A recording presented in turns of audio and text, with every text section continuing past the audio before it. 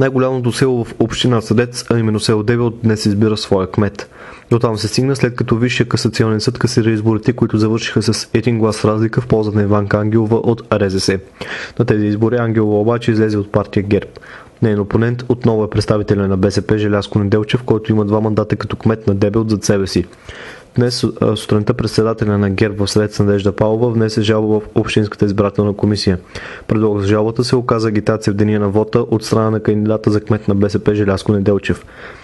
Представители на ОИК Средец потърсиха Неделчев и го откриха в къщата на негови приятели. Екип на Средец Нюс също потърси за коментар Желязко Неделчев. Нашия областен координатор обяви, че ГЕРБ спъват вашата предизборна кампания с вестник Средец.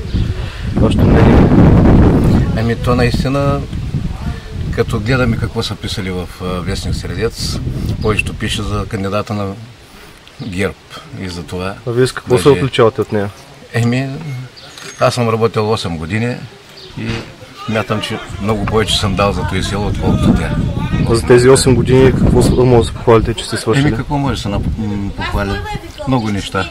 Осветлението на селото, този асфалт, дето е направен, училището, други улици, тези като тръгнете надолу, които са чекалирани, с рязан асфалт на някои на улици сме направили. Много неща, аз съм ги казал на вашите колеги, които вестник Средец, те са ги описали за това. Изборният ден е протекал нормално според председателките на двете секционни избирателни комисии, които бяха разкрити в селото. Върви нормално, избирателите си вървят, няма никакви проблеми. Получен е сигнал в Общинска избирателна комисия, че кандидат за БСП е агитирал. Значи това нещо не съм го видяла, в частен дом е било среща. Аз не съм човекът, който мога да забранявам да влиза в частни домове хората. На този етап колко човека са гласували? 358. Колко са шефкет гласували в момента? 255. От 680. Изборният ден обстановката е ведра, спокойна.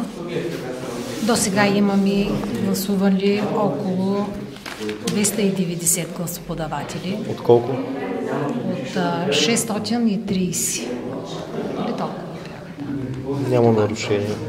Нарушение нямаме. Кандидата на ГЕРБ за кмет на село Дебел Иванка Ангелова заяви категорично, че ще победи днес. Какво очакваш днес? Да победя какво? Сутринта Надежда Павлова е подала по сигнал срещу вас, че сте агитирали в деня на вота. Аз съм агитирал. Да. Ето виждате как съм агитирал. Те дойдоха да проверят от Общинската комисия, свариха ме тук. Тя ми е братовчетка, покани жената, додах, даже и хапнах тук и това беше. И си тръгнах. На никой дума не съм казал. На никой дума не съм казал въобще. Това не е в моя стил. Това как ще коментираш това поведение на ГЕРБ? Как да го коментирам това поведение? Те сега търсят вече как да спечелят за това. Бившия, или т.е. кандидата, който е в момента, Желязко Неделчев, извозваше хора от долната секция, от детската градина към центъра ги връщаше.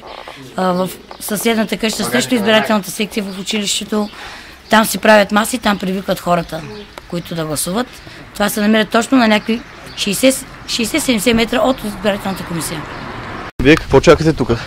Ще гласуваме. Дълго време вече чакате. Що не влизате? Приказват се.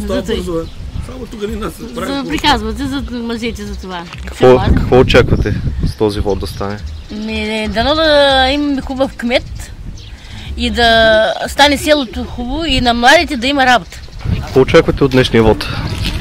Нещо по-добро за селото. Промяна в добро, за добро. Най-вече за младите хора, че са много по село.